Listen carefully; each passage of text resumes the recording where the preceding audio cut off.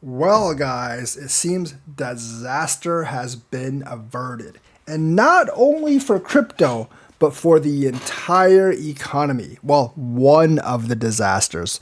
The Middle Eastern thing, that still hasn't been averted, and that could actually affect prices a lot. But the port worker strike, which had a lot of people buying toilet paper for some odd reason, has been completely averted. They have tentatively agreed to actually some kind of new contract, and they're going to extend the old contract until December for them to hammer out the details. So, all of you that bought toilet paper in hopes of selling it at a much higher price, yep, you guys got screwed. I told you guys not to worry, and nothing was going to happen, and you would have plenty of toilet paper to buy. And the port strike, it's not like COVID. It wasn't going to last for like a year or something. They were eventually going to handle it. They handled it much faster than I originally thought, but it was never going to be like a super long lasting thing like COVID. So, yeah, if you bought all that toilet paper, you're kind of screwed and you're stuck with a bunch of toilet paper. Anyways, port strike ends as workers agree to a tentative deal on wages and contract extension. They just made a compromise. The International Longshoremen Association and the United States Maritime Alliance have agreed to a tentative deal on wages. The two sides have extended their existing contract through January 15th. Sorry, I said December. It's actually January 15th. To provide time to negotiate a new contract. The move ends a strike that had snarled East Coast and Gulf Coast ports since the beginning of the week and threatened U.S. supply of fruits, automobiles, and other goods. A major union for U.S. dock workers and the U.S. Maritime Alliance agreed on Thursday to a tentative deal on wages and have extended their existing contract through January 15th to provide time to negotiate a new contract. The move ends a strike that has snarled East Coast and Gulf Coast ports since the beginning of the week and threatened U.S. supply of fruits, automobiles, and other goods. They're going to extend the master contract, which is the contract right now, until January 15th to return to the bargaining table and negotiate all the other outstanding issues, one of them which is automation. Do I think they're going to be able to stop automation? No, I do not think they're going to be able to stop automation, but they can probably delay it. In the meantime, they're going to get as much money for their union members as possible before automation kicks in and makes everyone unemployed. Basically, during the week, the strike had already started to stress the U.S. supply chain. Thousands of containers had been dumped at the wrong ports, and billions of dollars in goods were anchored offshore because ports were not operational. The strike was the first by the union since 1977, so it's been more than 40 years, and it impacted 14 different ports. A lot of that traffic was being diverted to the U.S. Western ports, but now they can get actually back as usual. Also, like some of the European ports have actually, the stocks for those have actually gone down because the U.S. strike ended, and as the U.S. strike was continuing, they were seeing more business. So the compromise was like the ILU wages will increase 61.5% over 6 years, which is a lot. That's like over 10% a year. And of course, automation is still under negotiation, but I highly doubt they're going to be able to stop automation. Technological creep is very, very difficult for you to basically completely stop. And eventually, I do think all the automation will actually be funneled into the port worker stuff, but they can actually delay it for as long as possible. I do think they should actually negotiate, work hard on negotiating, some kind of transition program or training program, when they actually become unemployed, they can go find another job. So that's still going to be negotiated.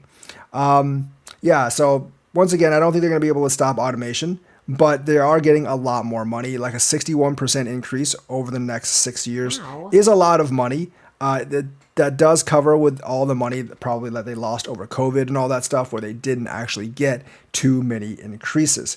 So yes, the port activities will actually go back to being normal, and disaster has been averted in this particular case. Now, the Middle Eastern thing is still there.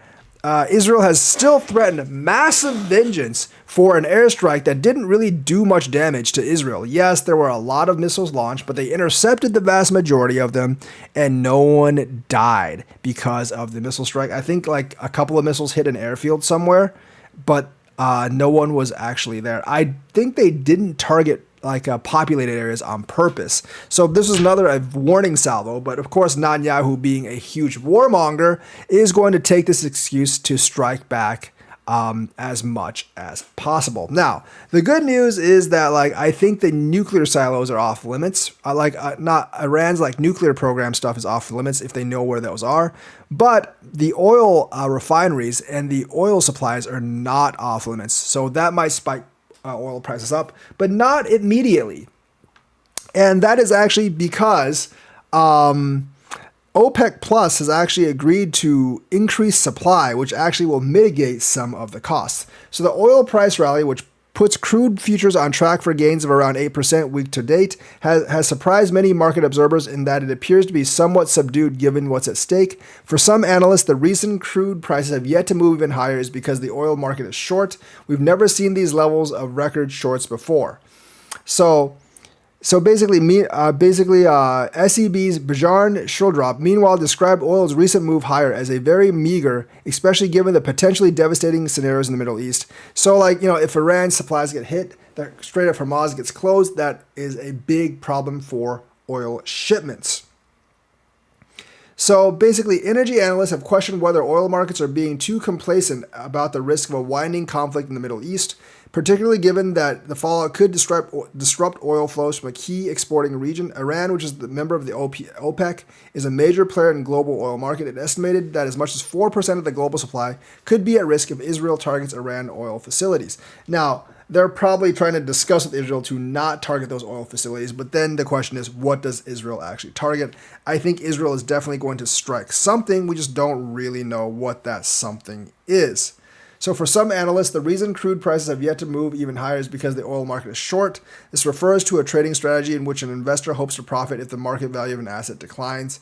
This is a very large short position, not only in oil, you see it in equities. In general, the investors don't like this space. Why? They are concerned about a big oil supply glut next year because OPEC has actually agreed to a supply increase. And if this situation resolves, then oil prices are definitely going to go down.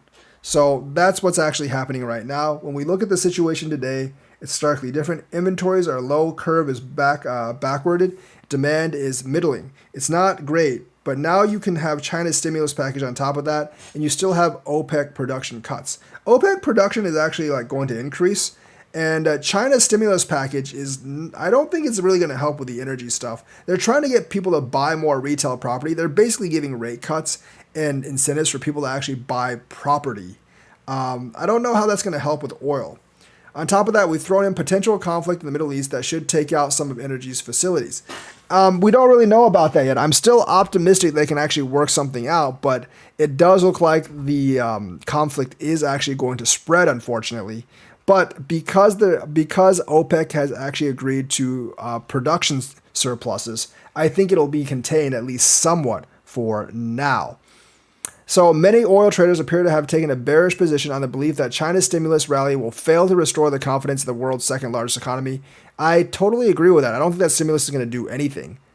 Added that market participants also tend to expect OPEC and non-OPEC allies to boost oil production later this year. They've kind of already agreed to that. So right now, the two disasters for the economy, the oil price soaring and, of course, the port strike, I think those have been mitigated. And I do think with tomorrow's job numbers, I do think things are actually going to get better. Speaking of tomorrow's job numbers, here's everything to expect when the September jobs report is released on Friday.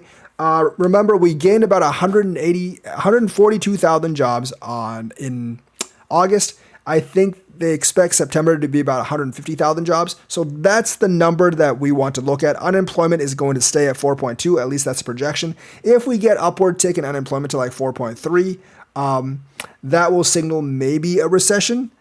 And if the jobs numbers are less than 150K, that might get some people worried. That coincidentally might actually bring oil prices down because that would mean decreased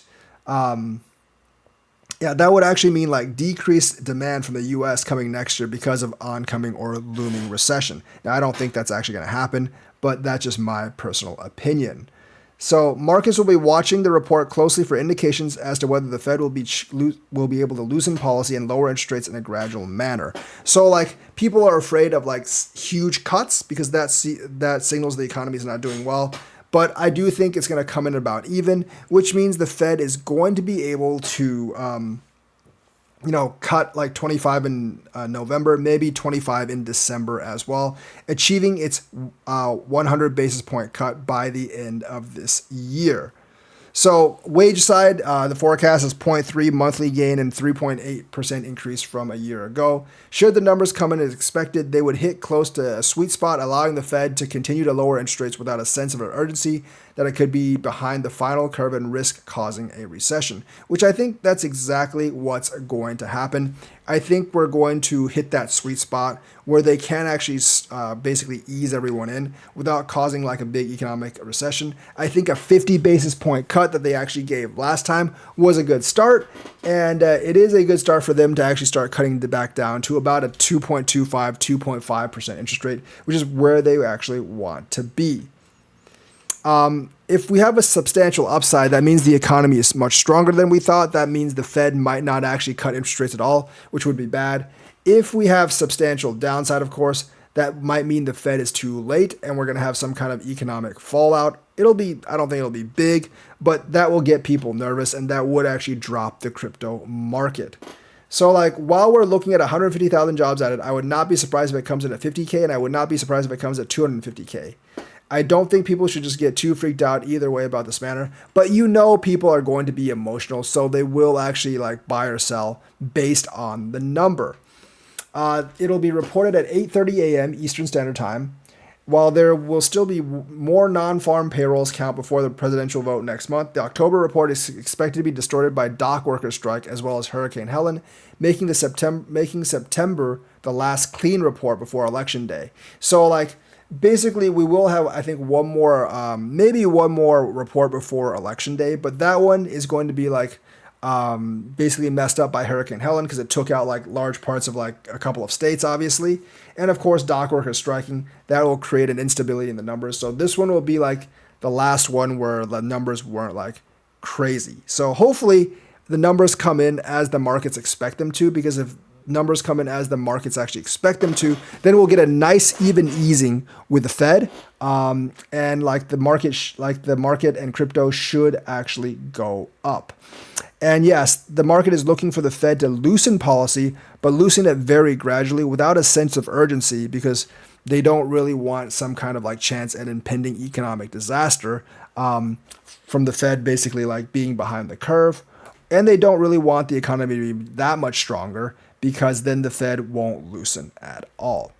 Another thing I need to mention is WorldCoin. Yes, WorldCoin not doing well lately. It's done okay today, obviously, but not doing well lately. But SBF, the wrath of SBF, might actually be back, because FTX has to actually sell its estate.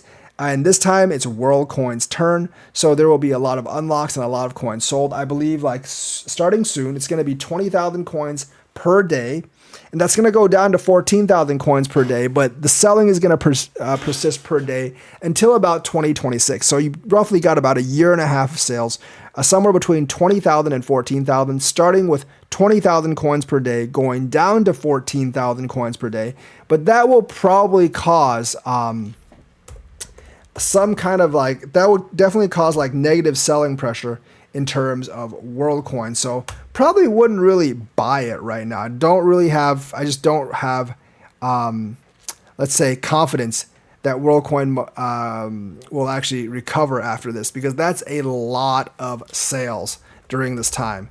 Yes, that might not seem like a lot, but constant pressure on that many coins, constant sell pressure day to day on that many coins, definitely think that's going to put like a dent in any kind of WorldCoin profits. And plus, WorldCoin, if you actually look at the graph right now, has not been doing too great in the last month or two. Of course, nothing's been doing that great in the last month or two, but it's been doing particularly bad in the last month or two.